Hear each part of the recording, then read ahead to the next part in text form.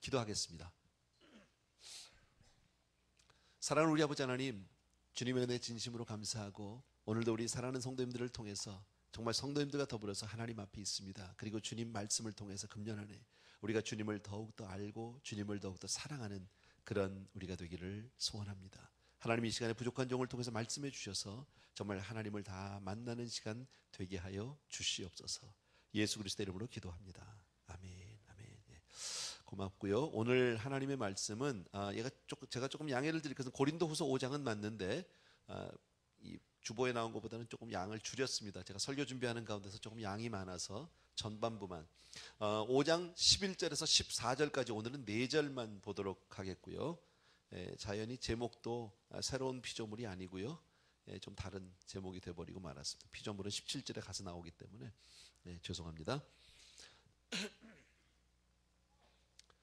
고린도후서 5장 11절에서 14절인데 먼저 11절 한 절, 한 절반 정도 같이 읽을 거예요. 앞부분만 같이 읽습니다. 시작. 우리가 주의 두려우심을 알므로 사람을 권하노니. 아멘. 거기까지. 주의 두려우심을 알므로. 사실 이 고린도후서는 특별히 전서에 비해서 상당히 내용이 좀 깊다고 그래야 되나요? 그런데 쉬운 것 같으면서도 읽으면 금방금방 이렇게 마음에 탁 와닿지 않는. 그런데요, 씹으면 씹을수록 맛이 나는, 곱씹을수록 그 맛이 나는 그런 책이에요. 그래서 여러분과 이게 짤막한 4절이지만 참 이 안에 귀한 내용들이 있어서 함께 나누기를 원합니다. 우리가 주의 두려우심을 알므로 사람을 강권한다. 강권이 아니라 권한다. 하나님을 우리는 사랑의 하나님, 좋으신 하나님 이렇게 많이 알고 맞아요. 그런데 하나님을 사랑의 하나님만으로만 알면 안 된다라는 거예요.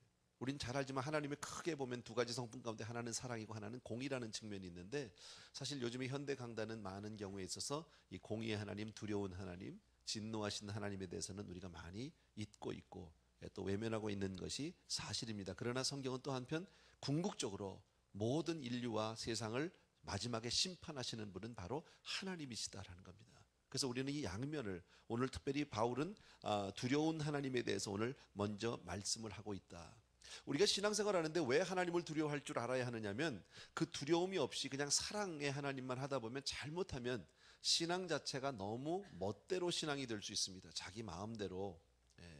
그러니까 한 예를 든다면 여러분은 그렇지 않겠지만 주일날 오고 싶으면 오고 갈만하면 가고 못 갈 것 같으면 관두고, 그러니까 무슨 주일 성수가 꼭 해야 되는 것이 아니라 그냥 할 수 있으면 하는 어떤 옵션이 돼버리고 만다. 그것은 신앙이 아니죠, 여러분.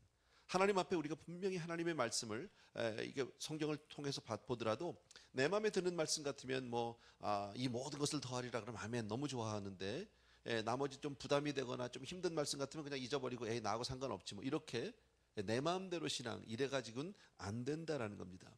하나님은 우리를 이렇게 정말 잘 하나님의 사랑하는 자녀를 만드시기를 원한다. 그러기 위해서는 우리가 성경 말씀의 잠언에도 있지만 매를 아끼면 자녀들을 망쳐요. 그죠? 성경에도 있고 우리 부모님들도 너무너무 잘 알아요. 아이들을 너무 옹야옹야로 키워놓으면 아이들이 이 다음에 잘못돼요. 효도하지 않아요. 그래서 오히려 때려서 키운 자식이 효도한다, 이런 우리 옛말에도 있잖아요. 일반적으로 할아버지 할머니가 보면 애들을 참 예뻐하죠. 저도 잘 실감은 안 나는데 할아버지가 됐잖아요. 근데 할아버지가 되고 보니까 제가 요새 우리 그 교단의 목사님들을 만나면 이제 그런 얘기를 해요.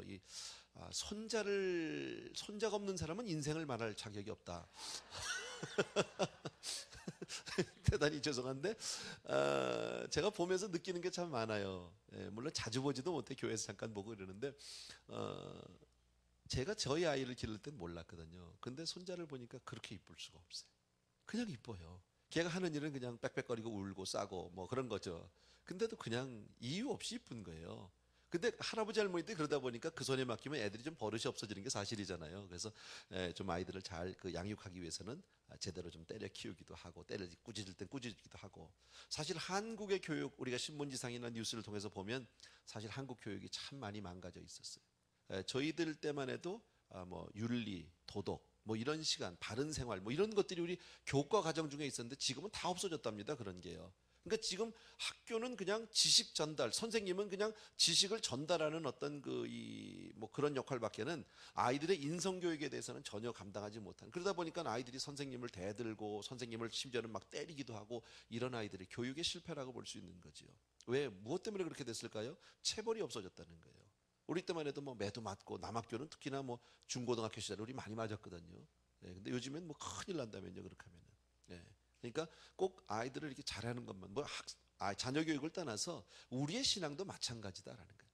때로는 하나님이요, 하나님의 제일 먼저 성경에 나오는 성품 가운데 첫 번째 되는 성품이 하나님의 오래 참으심입니다. 네, 오래 참으세요. 기다리세요. 인내하세요. 그런데 문제가 뭐예요?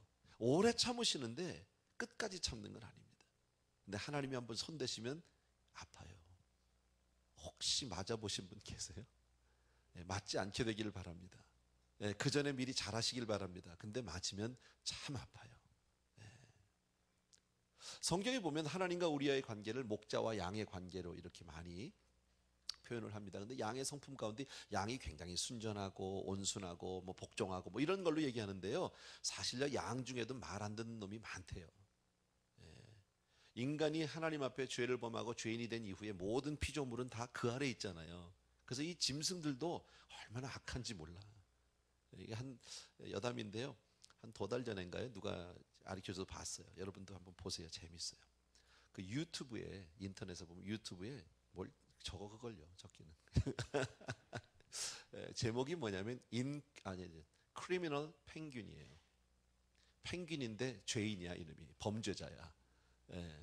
뭐가 있냐면 이게 북극인지 남극인지 모르겠는데 그 펭귄들이 많이 서 있잖아요. 근데 걔들도 뭐 알을 낳아야 되는지 보금자리를 만드는지 잘 모르겠지만 한 놈이 껴뜩껴뜩하면서 멀리 가서 돌멩이를 집어가지고 와요. 예, 그래가지고 자기 자리에 와서 돌멩이를 놓고 또 가서 이렇게 돌멩이를 하나 놓고 이렇게 하는데 그 돌멩이 옆에 서 있는 다른 펭귄 한 마리가 이렇게 돌아봐요, 자꾸요.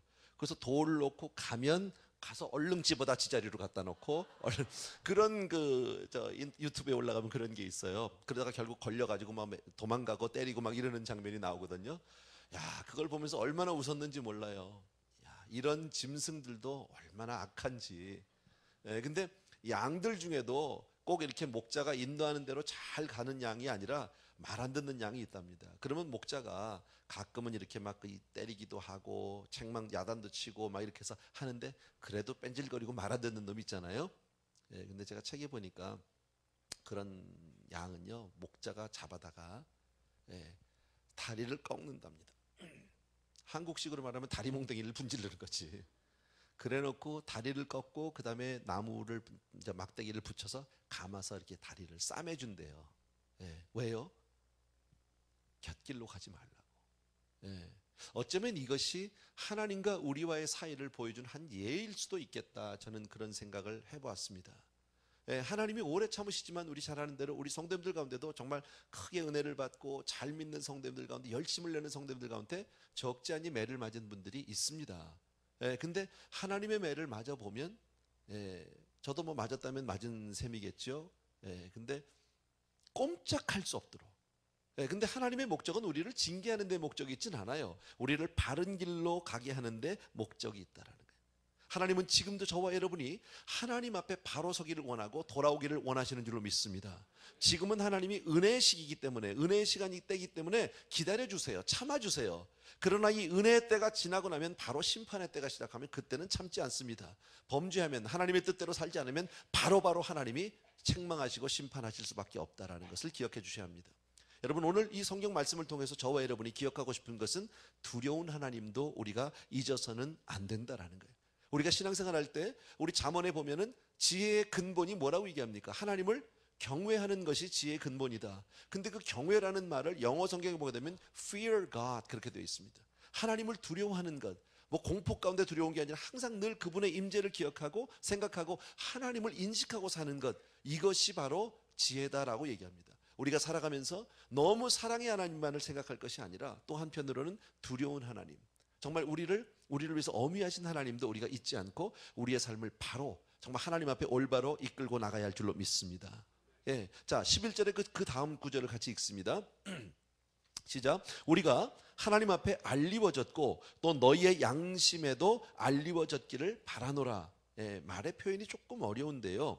하나님 앞에 알리워졌다라는 말은 뭐냐면 한마디로 하나님이 늘 나를 감찰하신다. 믿으시면 아멘. 우리가 하나님의 늘 임재 가운데 산다 그 얘기입니다. 하나님이 늘 나를 보고 계시다. 믿습니까 여러분? 하나님이 늘 나를 보고 계시고 하나님이 늘 알고 계시면 사실 죄 짓기가 어렵지요. 삐뚤어 나가기가 참 어렵지요. 그럼에도 불구하고 인생은 참 삐뚤어 갈 때가 많습니다. 또 하나는 뭐냐면 너희의 양심에도 알리워졌다라는 뭡니까? 내 양심이 스스로 나에게 증거하고 있다. 양심의 소리가 들린단 말이죠. 자, 이 두 가지를 얘기하는 거예요. 하나님의 두려우심을 얘기하고 그 다음에 얘기하는 것이 뭐예요? 하나님의 임재가 늘 하나님이 우리의 삶을 다 주장하고 알고 계시다. 그리고 양심이 나에게 증거하는 것이 있지 않느냐. 그렇게 이것을 깨닫고 사는 사람이라면 하나님 없는 것 같이 살 수는 없겠지요. 그렇죠? 아무래도 죄로부터는 좀 멀어질 수밖에 없지 않느냐는 말이죠. 그런데 사람이요, 참 그거를 다 알아도 우리가 인생이 그렇게 쉽게 변하지는 않아요.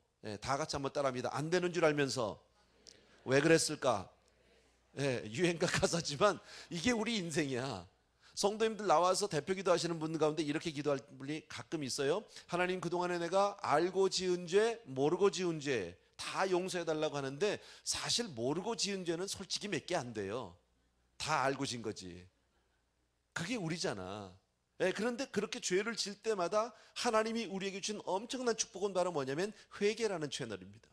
우리가 죄를 범하고 안 범하면 좋겠지만 그럴 수는 없으니까 우리가 죄성을 가지고 있어서 죄를 범할 때마다 하나님 앞에 우리가 회개로 나오면 하나님은 우리를 기뻐하시고 용서해 주시는 줄로 믿습니다.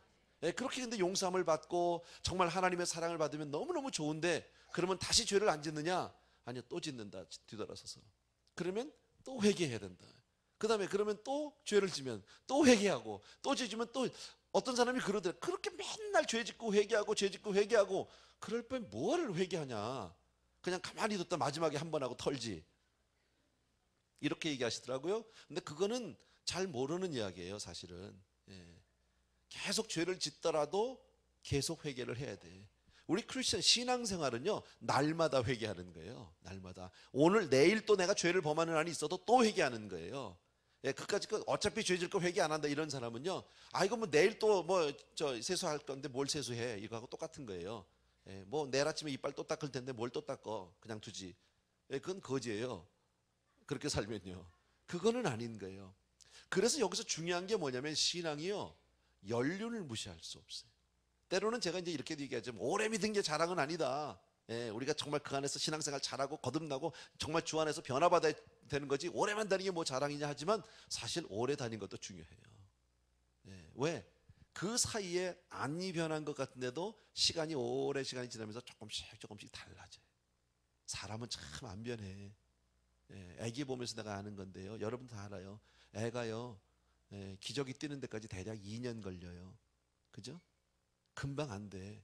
짐승은 금방 되잖아. 강아지 키워보신 분들 알죠? 개들은 금방 돼. 사람은요 한 2년 지나야 기저귀 띄어도 그 다음에 깨끗해요. 그 다음부터 아니요, 이불에다 또 싸요. 그러면서 가는 거예요. 잘 안 변해 사람이요. 그래도 해야 한다라는 거예요. 여러분, 우리가 정말 믿음 안에서 하나님의 은혜로 말미암아 하나님의 자녀가 되는 것은 한순간의 일일지 몰라도 거룩한 하나님의 자녀가 되는 것, 백성이 되는 것은 이것은 평생의 과업이다. 믿으시면 아멘. 아멘. 우리가 그렇게 살아야 될 줄로 믿습니다. 12절 보십시오. 같이 읽습니다. 시작. 우리가 다시 너희에게 자천하는 것이 아니요 오직 우리를 인하여 자랑할 기회를 너희에게 주어 마음으로 하지 않고 외모로 자랑하는 자들을 대하게 하려 하는 것이라. 말이 조금 어렵지만 우리가 다시 너에게 자천, 스스로 천 거, 스스로, 그러니까 나를 자랑하는 거. 한마디로 얘기하면 바울이 나 지금 내가 이런 얘기를 하는 거 내 스스로 내가 자랑하려고 하는 얘기가 아니라 너희가 오히려 자랑하게 하려고 하는 얘기야. 누구에게?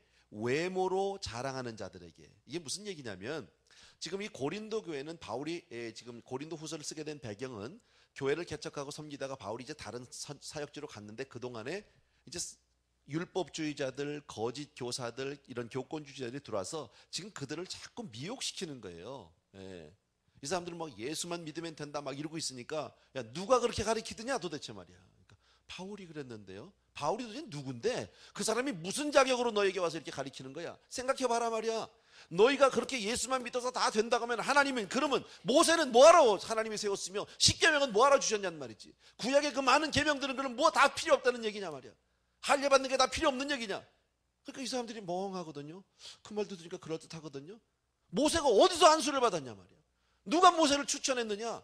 고린도후서 처음에 우리가 공부할 때 보면 누군가가 이때 당시에 추천서, 누군가의 천거를 받아서 다니는 사람들이 있다고 그랬죠. 예루살렘 교회 유명한 사람들, 아무개 목사, 아무개 교단 총회장 이런 사람들이 서명을 해가지고 편지를 써서 줬단 말이에요. 대단한 거죠 사실은요. 그러나 바울은 아무도 그를 백업해 주는 사람이 없었다라는 거예요. 그래서 매일 바울 서신을 보면 바울이 뭐라고 얘기합니까? 하나님의 종, 하나님이 사도로 부르심을 받은 나 바울은, 늘 바울은 하나님밖에 없는 거예요. 그러니까 사람들은 그걸 인정하지 않습니다. 백그라운드가 없다고 얘기합니다. 그리고 와서 그들이 믿은, 바울을 통해서 받았던 복음 자체를 흔들어 놓기 시작하는, 네가 믿는 거 그거 잘못된 거야. 그렇게 신앙생활하는 게 아니야. 신앙은 하나님의 복음을, 이 율법을 다 지키고 말씀을 잘 외우고 경건생활을 하고 그리고 예수를 믿어도 믿어야지, 예수만 믿어서 그런 거 아니다 말이야. 막 이렇게 얘기하는 거예요. 그럴듯하거든요. 듣고 보니까 바울이 바깥에 두니까 이거 가슴 칠 일인 거예요. 가슴 정말 너무너무 답답한 거야. 이게 그러니까 하는 얘기가, 내가 나 스스로 지금 자랑하려고 하는 얘기가 아니야. 너희가 나를 잘 봐라. 내가 가말리아의 문화생이야. 오늘 여기 나오진 않았지만 내용은 이거, 배경은 이겁니다. 나 가말리아의 문화생이야. 가말리아 대학 나왔다 그 얘기입니다. 그 당시에. 근데 그 당시에 가말리아 대학이면 지금의 하버드는 저리 가라.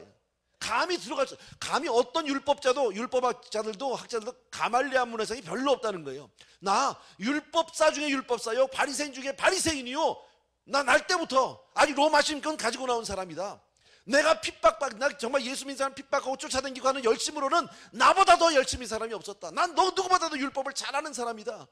율법에 대해서 해박한 지식이 있고 나도 그렇게 살면 안 된다고 생각했는 그런 내가 하나님을 만나고, 그리고 고린도후서 12장에 보게 되면 내가 셋째 하늘에 올라가서 그 놀라운 천국의 비밀들을 하나님으로부터 직접 배운 이후에 그리고 나와서 보니까 이거 아무것도 아니더라.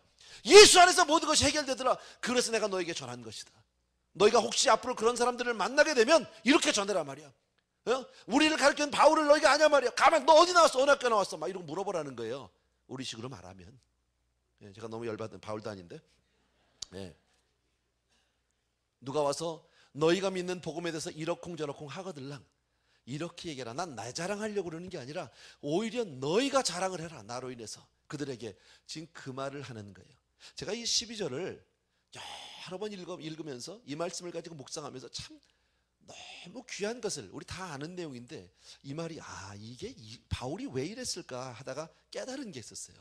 여러분, 이게 참 중요하더라고 신앙에서. 여러분, 우리가 예수를 믿을 때 누군가가 자기에게 복음을 전해준 사람에 대해서 높은 긍지를 가지고 있다는 것은 얼마나 우리를 우리를 정말 시큐어하게 해주는지 몰라요. 안정되게. 여러분, 제가 여러분에게 그 강단에서 이제 설교를 하다가 가끔 이런 얘기를 하죠. 내가 신앙생활 제일 처음에 영락교회에서 시작했어요. 그리고 내가 김광신 목사님 밑에서 훈련받고 거기서 내가 사역자로 이제 세움을 받았어요. 이제 그런 얘기 하잖아요. 김광신 목사는 영적인 아버지예요. 여러분, 이 얘기는 무슨 얘기냐면 사실 영락교회 그러면 한국 기독교를 대표하는 교회라고 볼 수 있어요. 가장 정통, 그죠? 그리고 김광신 목사님 누구도 알지만 열정의 사도 아닙니까? 정말 복음을 위해서 자기 삶을 아끼지 않고 드리는 그런 정말 훌륭한 목사님 아니냐 말이죠. 내가 그 출신이다 이 얘기야. 알아달라. 아멘. 그 얘기, 내가 지금 이게 지금 나를 높이려고 하는 게 아니라 내가 그런 사람이라는 걸 여러분이 좀 알고, 여러분이 좀 그런 교회를 다니고 그런 목사님을 섬기고 있다. 그런 목사님에게서 설교를 듣는다. 아멘. 이거 굉장히 중요하다는 거야. 여러분, 교회 자랑이 예수님 자랑이에요. 아멘. 목사님 자랑이 결국 교회 자랑이에요. 믿습니까 여러분? 사람을 나를 높이자는 게 아니라 내가 섬기고 있고 내가 나가는 교회에 대해서 자신 있는 사람은 영적으로 흔들리지 않는다는 거예요. 이게 참 중요합니다. 어떤 분들은 어느 교회 나가서 뭐 그냥 동네 조그만 교회, 이런 분들은요 자신이 없는 거예요. 자기 교회에 대해서. 어느 목사님 그냥 있어요. 그냥 그냥 목회는 오래 하셨는데요. 그냥 이렇게 뭐 크게는 안 하시고 우리 목사님 이렇게 아주 그저 신실하시고 순전하고. 그럼 어느 목사는 안 신실한가요? 왜 그렇게 얘기를 해야 합니까? 자신이 없다는 얘기입니다. 여러분, 내가 섬기는 교회에 대해서 자신 있고 긍지가 있다는 것은 우리의 영적인 상태를 아주 안정하게 안전하게 해준다라는 거예요. 아멘.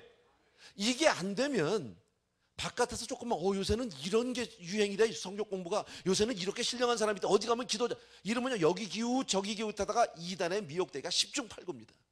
근데 단단히 서 있으면, 내 교회에 대해서 자신 있으면, 내가 섬기는 목사님에 대해서 자신 있으면 흔들리지 않는다는 그런 때에 대해서. 혹시 바깥에서 무슨 얘기 있으면 그거 가지고 나한테 와서 물어보죠. 목사님 이런 게 있는데 그건 뭐예요? 라고 물어보죠. 이거 잊어버리세요, 별거 아닙니다. 그럼 그냥 거기서 끝나는 거예요. 아멘입니까 여러분? 예. 이거 참 중요하다. 그러니까 앞으로 여러분이 정말 여러분이 섬기는 이 세상에서 제일 좋은 교회는 에브리데이 교회예요. 아멘. 나는 그렇게 생각해요. 세상에서 살 때 여러분 학교 공부는 2등도 할 수 있고 3등도 할 수 있고, 인류대학 못 가면 2류 3류 갈 수도 있어. 직장도 1류 기업이 아니면 좀 못한 기업 들어갈 수도 있어요. 동네도 제일 좋은 동네가 아니면 좀 나쁜 동네 살아도 괜찮아. 그러나 신앙생활은 절대 2등이 안 돼. 어떤 경우도 2등하면 안 돼. 신앙은 내가 섬기는 교회가 최고의 교회인 거예요. 그리고 우리 목사님이 최고인 거예요. 그럼 여러분에게서 최고 목사는 누구냐 이거예요. 이왕 칠렘 쳐. 할렐루야. 네. 제가 박수 받고 싶다는 게 아니라, 나는 다 기립박수 할 줄 알았어. 그래야 내가 자신이 있는 거예요. 제가 그러죠. 나 영락교회에서 신앙생활 시작했고 김광신 목사님 밑에서 내 훈련 받았어. 이건 뭐예요? 자신 있다는 거예요. 나 그런 사람이야. 한때는 김광신 목사님 은혜교회에 대해서 2단 3단 막 얼마나 많이 그랬습니까? 조금 더 나 아무리 바깥에서 2단이면 뭐합니까? 내가 아는데, 자신 있는데 덤벼봐라 이거야. 덤빌 건 없겠지만 신앙안에서 그런 영적인 우리가 어떤 프라이드를 가지고 산다는 것은 얼마나 소중한 건지 몰라요. 그게 내 신앙을 건강하게 하는 줄로 믿습니다. 그래서 지금 고린도 교회 사람들에게, 그 성도님들에게 바울이 하는 얘기는 뭡니까? 나야 너희에게 복음을 가르친 사람이야. 조금 더 흔들리지 마. 내가 가르친 거야. 나 율법의 박사야. 누가 와서 감히 얘기를 해. 내 얘기하고 끝내. 그냥 어느 학교 나냐고 한 번에 물어봐. 나 가말리아 대학 나왔어. 너 어디 나냐고 물어봐. 3년 나온 것들 떠들지 말라고 그래. 이 얘기하고 똑같은 얘기가 바로 11절 12절이다 아멘. 13절 같이 읽습니다. 시작. 우리가 만일 미쳤어도 하나님을 위한 것이요. 아멘. 여기까지만. 우리가 만일 미쳤어도, 난 이게 오늘 제목 같아. 만일 미쳤어도. 왜 바울이 이런 표현을 썼느냐면, 당시에 많은 거짓 선지자들이, 이 율법주의자들이 바울을 향해서 한 얘기가 뭐예요? 미쳤다 저거. 미친놈이다 저거. 그 얘기예요. 당시에 바울은 교계에서 인정받지 못했어요. 아까 말씀드린 대로요. 근데 너무너무 활발하게 움직이고 너무너무 사역을 잘하고 가는 데마다 막 부흥이 일어나고 교회가 쓰고 막 기적이 일어나고 하니까요, 사람들이 할 말이 뭐예요? 미쳤다는 거예요. 사도행전 26장에 보게 되면 바울이 죄수의 몸으로 끌려가다가 아그리빠 왕이라는 사람을 만나게 됩니다. 자, 그 앞에서 아그리빠 왕이 한번 신문을 하는 거예요. 너 도대체 뭐냐고 물어봤더니 바울이 거기서 쫙 그 아그리빠 왕을 향해서 막 그냥 설교를 하기 시작을 합니다. 복음을 전하기 시작을 합니다. 그러면서 하는 얘기가 마지막에, 너 아그리빠 왕이여 잘 들어라. 너는 내가 이렇게 결박당한 것 외에는 넌 나처럼 돼야 돼. 너 나처럼 예수 믿어야 돼. 내가 믿는 것 이 예수 믿어야 되는 거야. 묶이는 것만 빼고. 너무 자신 있게 얘기하거든요.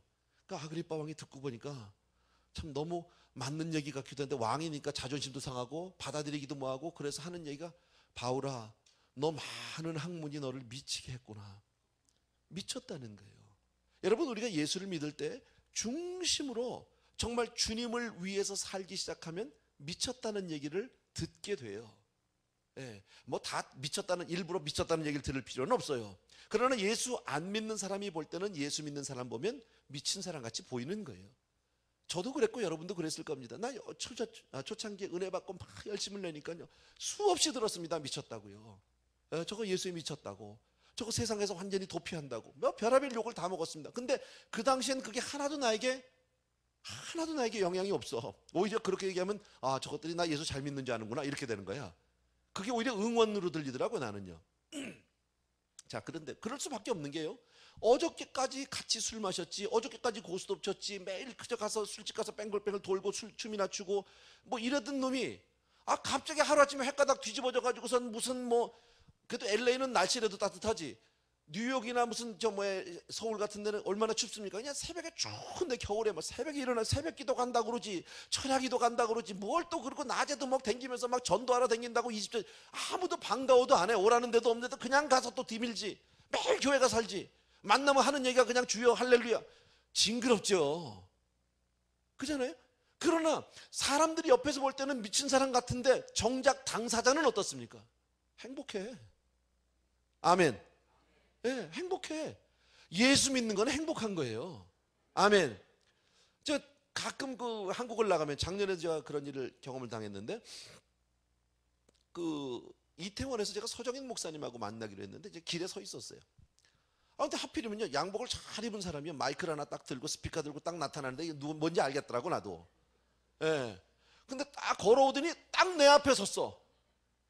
그때 내가 속으로 감사한 게 이게 내가 저 스님이 아닌 게 얼마나 감사했는지. 스님 같으면 완전히 나도 덮어 자기도 덮어 서로. 근데 나는 여기 기다리고 자기는 막 마이크 붙잡고 이러면 난 정말 그잖아 창피하잖아. 근데 사복 입고 있으니까 목사 쓴 거 아니니까 모르지만 나는 알지요. 근데 그 사람 딱 서가지고선 이태원이랑 그냥 예수 천당 불신지옥해봐 찬송가도 불렀다 그냥 주 예수를 믿으라 그래야면 또 이태원이라고 미국 군인들 간다고 너 거기서 영어로도 막 하는데 내가 들어도 영어는 영어인데 하나도 안 맞는 영어 무슨 말인지 모르겠어. 근데 전혀 창피하지 않아 이분이.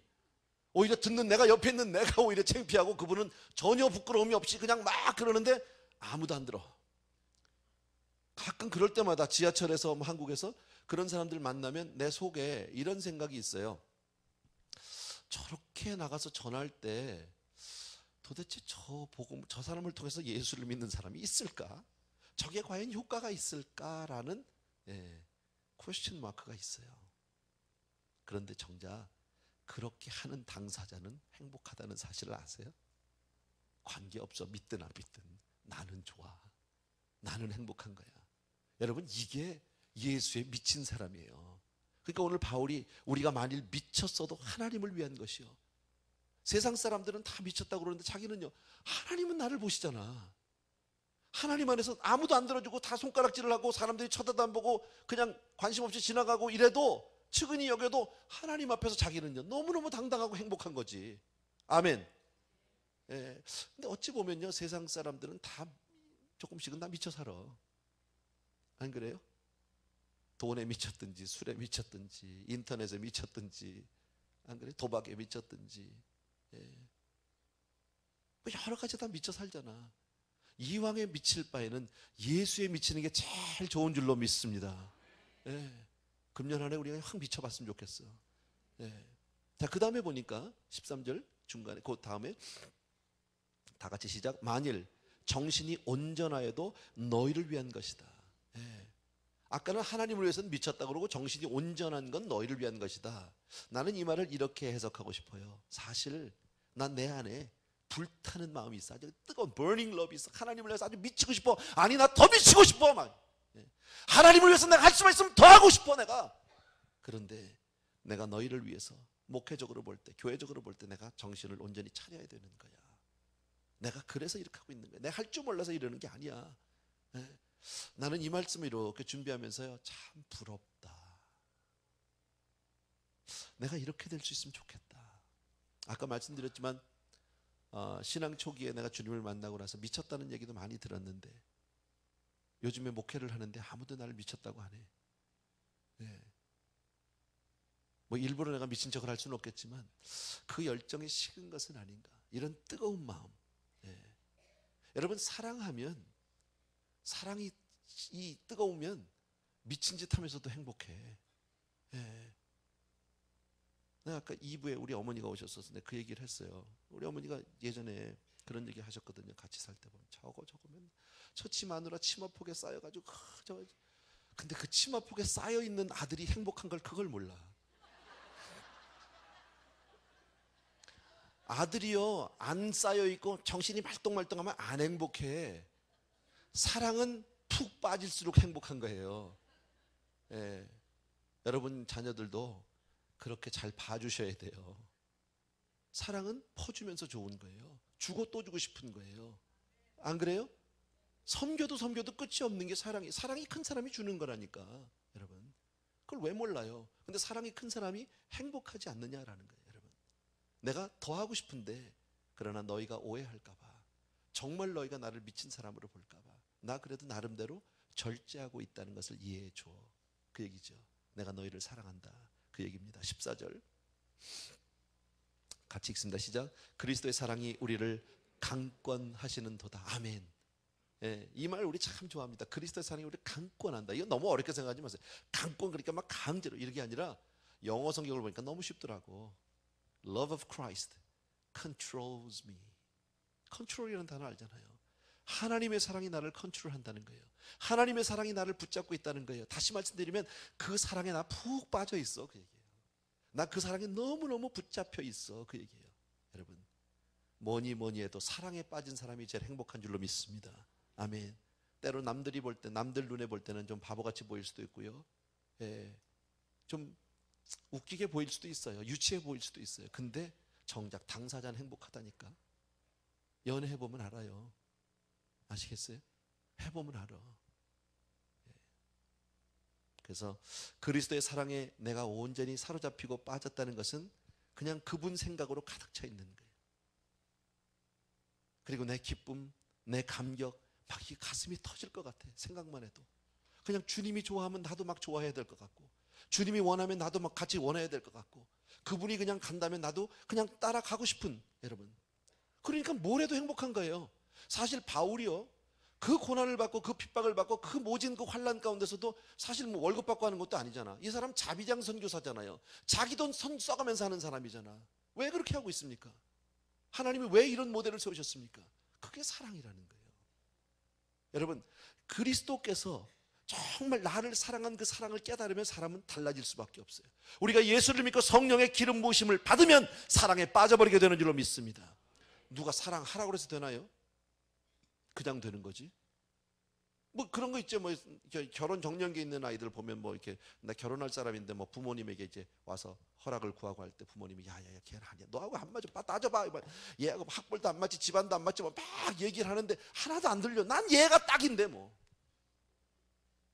얘밖에 없는데 뭐, 그잖아요. 부부지간에도 그렇잖아요. 같이 사는데 이 세상에서 내 여자가 제일 이쁘고 이 세상에서 내 남자가 제일 좋아야지.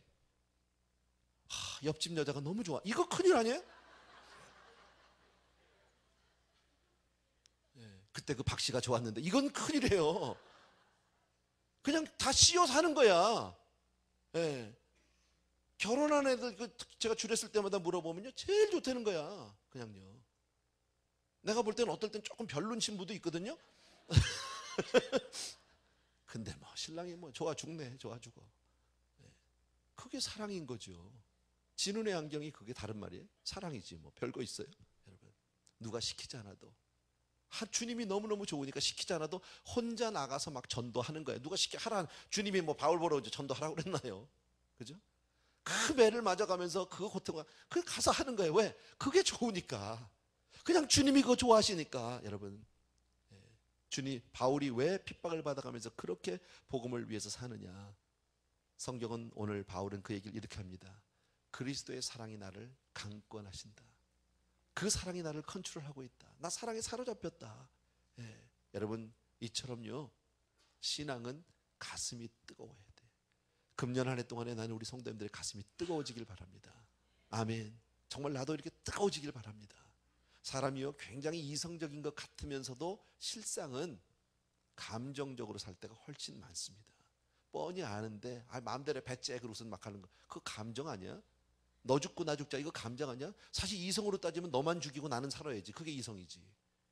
근데 사람이 그게 계산이 안 돼. 다 깨, 오늘 끝내, 막 이런 거. 이거 감정 아니에요? 사람이 열받으면 그렇게 되는 거예요. 근데 성령이 부어진 신앙은 이론이 없어요. 생각이 없어요. 하나님의 마음대로 그냥 내 삶을 드리는 것이 바로 신앙인 줄로 믿습니다. 여러분, 그래서 참된 신앙은요, 바로 이런 그리스도의 사랑이 강권할 때 신앙이 쓰는 거예요. 성령의 충만함이 있어야 신앙이 되는 거예요. 그런데 그게 없으면 그때부터 의식적이 되고 형식적이 돼요. 뭐 주일날 예배 갔다 왔는데 뭐 주중에 다음 주에 가면 되지. 한번 일주일에 한번, 이건 신앙 아니에요. 여러분, 가고 가서 또 가고 싶고 또 가고 또 보고 싶고. 그래서 내가 우리 성도님 중에요, 예배를요 주일날 와서 3번씩 드리는 사람이 있다니까. 무슨 영화입니까? 쇼입니까? 그잖아요. 내가 뭐 옷이라도 갈아입고 뭐 1부에는 빨간색, 2부에는 노란색, 이것도 아니잖아. 똑같은 거 입고 나오는데 똑같은 설교를 하는데 3번 들으면 나는 얼마나 불편한지 아세요? 왜냐면요, 혹시 내가 잘못할까봐, 또 이전 설교하고 또 잘못 얘기할까봐, 그런 것도 없잖아, 있잖아. 근데도 나는 그 마음을 알아요. 그 마음을. 그리고 가면서 또 CD 가지고 나가, 또 듣겠다고. 예. 그게 왜 나옵니까? 그게, 근데 계속 그러진 않더라고요. 한동안 그러다가. 예. 몰라, 내가 눈치를 줘서 그런지는 몰라도. 예. 근데 참 설교는 3번을 듣는데 헌금은 3번 안 하는 것 같아.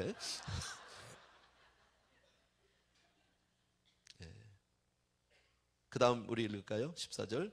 우리가 생각건대, 시작. 우리가 생각건대 한 사람이 모든 사람을 대신하여 죽었은즉 모든 사람이 죽은 것이라. 한마디로 얘기하면 우리 주님의 십자가에서 돌아가신 사건을 얘기합니다. 우리 다 알아요. 우리 주님이 십자가에서 왜 돌아가셨나요? 한마디로 우리를 사랑하셨어요. 여러분, 생명 바쳐서 사랑한 그 사랑을 내가 깨달으면 나는 변해. 그 사랑받고 안 변하면 이상한 사람이지요. 하나님의 사랑을 깨달은데 내가 전혀 감동이 없다? 그 이상한 사람 아니에요? 한 남자의 사랑, 한 여자의 사랑만 내가 깨달아도 가슴이 뛰고 그 사람을 정말 사랑하면 닮고 싶은 거 알지요? 그죠? 정말 사랑하면 그 사람처럼 말하고 싶고 그 사람처럼 행동하고 싶고 그 사람이 가는데 나도 가고 싶고 그 사람이 좋아하는 거 나도 좋아하고 싶고. 그러니까 신혼부부 가면 전부 커플티, 커플 무슨 뭐고 이런 거 갖다 놓고 괜히 좋아하고 그러잖아요. 똑같아지고 보고 싶겠다고.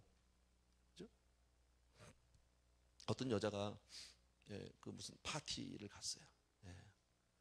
갔는데 그냥 꿈에 그리던 자기 이상형 남자가 그냥 왕자님이 하나 딱 있는 거야. 저쪽에. 와, 그냥 보는 순간에 첫눈에 확 반해버렸어. 여자가 너무너무 가슴이 뛰고 저 남자면 내 평생을 바쳐도 내가 정말 나는 너무너무 행복할 것 같고 막 이렇게 이러는데, 여자가 또 그렇다고 남자한테 가서 막 이럴 수는 없잖아요. 마음으로만 막 이 남자 막 이러는데요.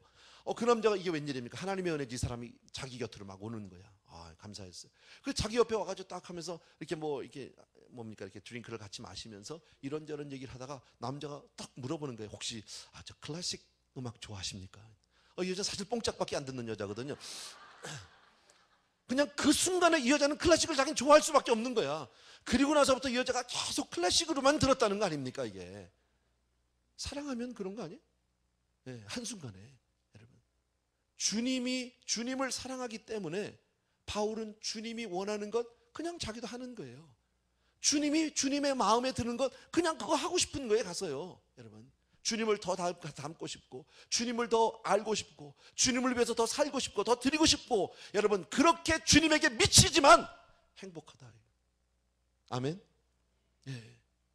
오늘 설교의 결론은 그거예요. 우리가 금년 한 해 동안에 주님에게 이왕이면 푹 빠져보자. 그리고 행복하자는 거예요. 주님 한 분 때문에 행복해보자. 여러분, 세상 가운데 우리 다 해볼 만큼 해본 사람들이잖아.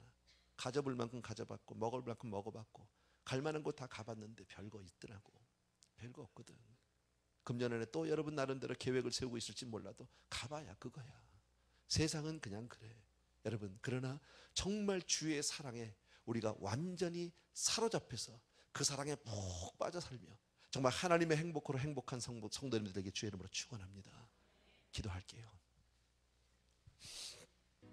참 고마우신 아버지, 오늘 우리 사랑하는 성도님들, 하나님 이처럼 신년을 시작하면서 오늘 바울을 통해서 또 한 번 그 말씀을 받습니다.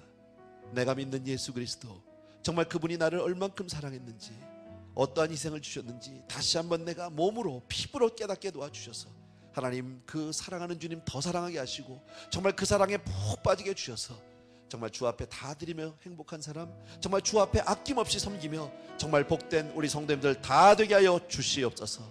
예수님의 이름으로 기도합나이다. 아멘. 아멘. 우리 자리에서 다 일어나셔서 우리 찬양 하나 드리면서 마지막 기도하겠습니다. 하나님 눈길 머무신 곳,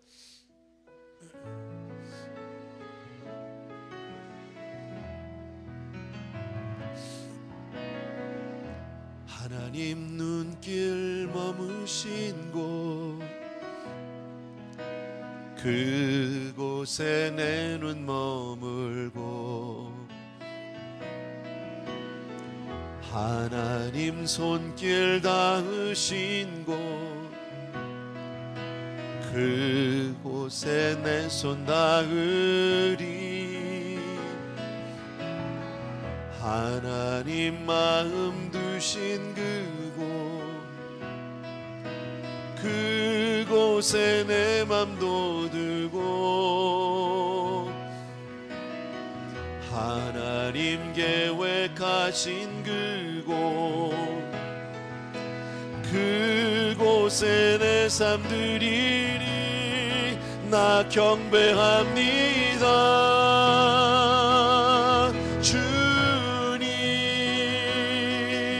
주님만 닮게 하소서.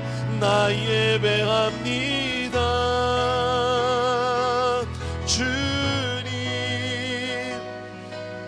주님만 닮게 하소서.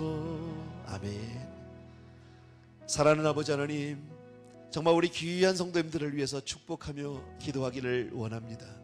하나님, 오늘도 말씀을 통해서 정말 우리가 섬기는 하나님이 얼마나 귀하고 소중한지, 얼마나 우리를 사랑하시는 그 사랑을 다시 한번 깨닫게 해주셨습니다. 그러나 사랑의 하나님이시면서 동시에 또 아버지의 공의의 하나님, 두려운 하나님이라는 사실도 우리가 잊지 않게 해주셔서 우리의 삶이 늘 주 안에서 반듯하게 균형 있게 나아가시도록 도와주시기 원하고, 정말 하나님을 기쁘시게 하는 그런 믿음의 사람, 사랑의 사람, 성령의 사람으로 우리 성도님들을 사로잡아 주시옵소서. 아버지 하나님, 이 시간에도 우리 사랑하는 성도님들이 정성껏 귀한 예물들을 준비해서 하나님께로 올려드립니다. 주여, 아름다운 예물들을 받으시옵소서. 이것이 우리의 고백이고 우리의 이것이 삶이고 이것이 우리의 전부이고 우리의 땀이고 눈물입니다. 아버지 하나님, 주 앞에 우리의 삶을 다시 한번 올려놓는 귀한 성도님들 위해 하나님 받으시고 두 손으로 축복하여 주시옵소서.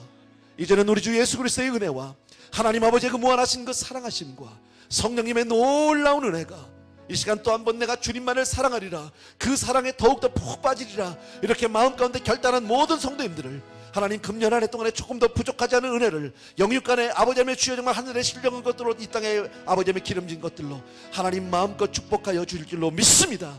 아버지 하나님, 이 모든 성도님들 위해 성부와 성자와 성령의 은혜가 이제로부터 영원토록 함께 계실지어다. 아멘.